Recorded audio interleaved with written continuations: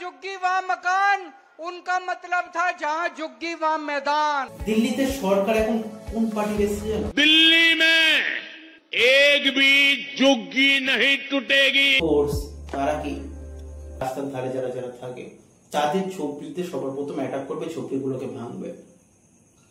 চলো, আচ্ছা, দিল্লির কথা হলো যে ফুটপাতে যারা থাকে তারা এই দেশের নয়, তারা কেউ বাইরের, কেউ অন্য কোনো জায়গার, সে যেখানকারই হোক না কেন।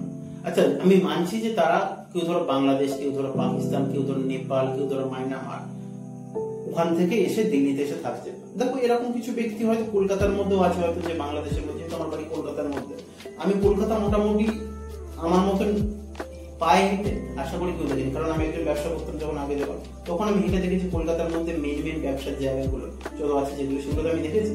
তো ধরে দাও যে কলকাতায় হেঁটে দেখেছি, আমি কলকাতার মধ্যে হিন্দি কথা বলছে, উর্দুতে কথাবার্তা বলছে, ইংলিশটা আমি কলকাতায় নর্মাল দেখেছি, বাংলাতেও কথাবার্তা বলছি, কারণ আমি নিচে একজন বাঙালি, আমি বাংলাতে কথাবার্তা বলতে পছন্দ করি, আমি হিন্দিও বুঝি, আমি উর্দুও বুঝি, আমি ইংলিশও মোটামুটি বুঝি, এমনটা না যে বুঝি না, ভালোই বুঝি।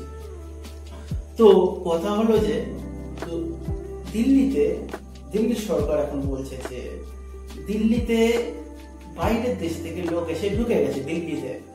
তো সো গাইস, একটা কথা তোমরা বলো যে দিল্লিতে বাইরের দেশের থেকে লোক শুরু হয়ে গেল। আচ্ছা, দেশ কোনটা? ভারত দেশের আশেপাশে কি আছে? Border, security guard, army,